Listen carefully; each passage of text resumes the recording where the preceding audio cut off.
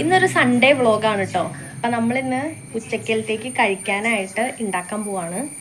Beef വാങ്ങിച്ചിട്ടുണ്ട്. ബീഫും കായയും കൂടിയാണ് ഉണ്ടാക്കണേ. എന്നാൽ പിന്നെ ഒന്ന് ഉണ്ടാക്കി തുടങ്ങാം.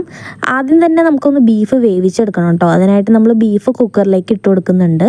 ഇതിലേക്ക് 1 ടേബിൾ സ്പൂൺ മുളക് പൊടി, 3-4 പച്ചമുളക് രണ്ടായിട്ട് കീറിയത് ഇട്ട് കൊടുക്കുന്നുണ്ട്. അതിനുശേഷം ഇഞ്ചി വെളുത്തുള്ളി പേസ്റ്റ്, ആവശ്യത്തിന് ഉപ്പ്, 1/2 ടീസ്പൂൺ മഞ്ഞൾപ്പൊടി, ഇതെല്ലാം ചേർത്തിട്ട് കൈ വെച്ച് തന്നെ നല്ലോണം മിക്സ് ചെയ്ത് കൊടുത്തിട്ട് അടച്ചു വെച്ച് വേവിച്ചെടുക്കുക. ഇനി ഇതിലേക്ക് നമുക്ക് കുറച്ചധികം ചെറുള്ളിയുടെ ആവശ്യമുണ്ട്. അതൊന്ന് തോല് പൊളിച്ചെടുക്കാം കേട്ടോ. പച്ചക്കായ ഒന്ന് നമുക്ക് സെപ്പറേറ്റ് ആയിട്ടൊന്ന് വേവിച്ചെടുക്കാം കേട്ടോ. അതിനായിട്ട് കുക്കറിലേക്ക് പച്ചക്കായ ഇട്ട് കൊടുക്കുന്നുണ്ട്. 2 പച്ചക്കായകളും ഇവിടെ എടുത്തിട്ടുണ്ട്. അതിലേക്ക് ആവശ്യത്തിനുള്ള മഞ്ഞൾപ്പൊടി, അതിലേക്ക് ആവശ്യമായിട്ടുള്ള ഉപ്പ്, പിന്നെ വെള്ളം ഒഴിച്ച് നമുക്കതൊന്ന് വേവിച്ചെടുക്കാം. പിന്നെ നമ്മൾ തൊലി കളഞ്ഞു വെച്ച ചെറുള്ളി ജസ്റ്റ് ഒന്ന് മിക്സിയുടെ ജാറിലിട്ടൊന്ന് ജസ്റ്റ് ക്രഷ് ചെയ്തെടുക്കുക കേട്ടോ. ഇനിയിപ്പോൾ ഒരു വലിയൊരു പാത്രം വയ്ക്കുക, എണ്ണ ഒഴിക്കുക, ചൂടാക്കുക. ചൂടായതിന് ശേഷം നമ്മൾ ചതച്ച് വെച്ച ചെറുള്ളി ഇട്ട് കൊടുക്കുക, ഇഞ്ചി വെളുത്തുള്ളി പേസ്റ്റ്, കറിവേപ്പില, ഇതെല്ലാം ഇട്ടൊന്ന് ജസ്റ്റ് ഒന്ന് ഇളക്കിയതിന് ശേഷം 3-4 പച്ചമുളക് കീറിയതും കൂടി ഇട്ട് കൊടുത്തിട്ടൊന്ന് മിക്സ് ചെയ്യുക കേട്ടോ. നമ്മുടെ ചെറുള്ളിയൊക്കെ നല്ലോണം വഴറ്റി കഴിയുമ്പോൾ ഒരു ബ്രൗൺ ഷെയ്ഡിലേക്ക് വരില്ലേ, ആ ഒരു ടൈമിലാണോ നമ്മൾ പൊടികളെല്ലാം ചേർത്ത് കൊടുക്കുന്നത്. ഇതിലേക്ക് ഒരു 3 ടേബിൾ സ്പൂൺ മല്ലിപ്പൊടി ചേർത്ത് കൊടുക്കുന്നുണ്ട്. അതേപോലെ തന്നെ ഒരു 3 ടേബിൾ സ്പൂൺ മുളക് പൊടി ചേർത്ത് കൊടുക്കുന്നുണ്ട്.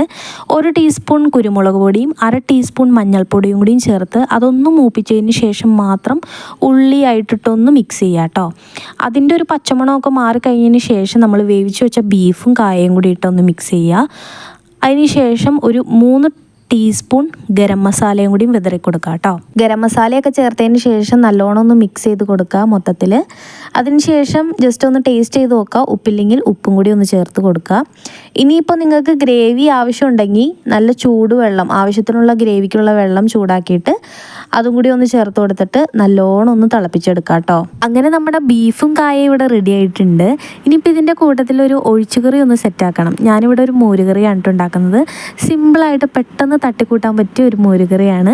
ഇതിനെ മോരുകറിയെന്നും പുളിശ്ശേരിയെന്നും ഒക്കെ പറയാം കേട്ടോ. ഇനിയിപ്പോൾ നിങ്ങൾക്ക് ഇഷ്ടമുള്ളത് നിങ്ങൾ വിളിച്ചോ. ഇതൊന്നും അറിയാനില്ല കേട്ടോ, വളരെ സിമ്പിളാണ് ഉണ്ടാക്കാനായിട്ട്. നമ്മൾ സാധാ മോരുകറിക്കുള്ള അരപ്പരക്കില്ലേ, തേങ്ങ, മഞ്ഞൾപ്പൊടി, ജീരകം, വെളുത്തുള്ളി, പച്ചമുളക്, വെള്ളമൊക്കെ ഒഴിച്ച് അരച്ചെടുത്തതിന് ശേഷം ആ അരപ്പ് നമ്മൾ ഒരു പാത്രത്തിലേക്കിട്ട് അതൊന്ന് തിളപ്പിച്ചെടുക്കുക. അതൊന്ന് ആറി വന്നതിന് ശേഷം മാത്രം തൈര് ഒഴിച്ച് കൊടുക്കുക, കടുക് വറുക്കുക. ഇത്രയേ ഉള്ളൂ, സിമ്പിൾ പരിപാടിയാണ്. ഉണ്ടാക്കി നോക്കിക്കോളൂ കേട്ടോ. ഇനിയിപ്പോൾ കഷ്ണം ഇല്ലയെന്നും പറഞ്ഞ് കറി ഉണ്ടാക്കാതിരിക്കണ്ട. അങ്ങനെ ഉച്ചയ്ക്ക് കഴിക്കാനുള്ളതെല്ലാം റെഡി ആയിട്ടുണ്ട്. എന്നാൽ പിന്നെ ഞാനിതൊന്ന് കഴിക്കട്ടെ.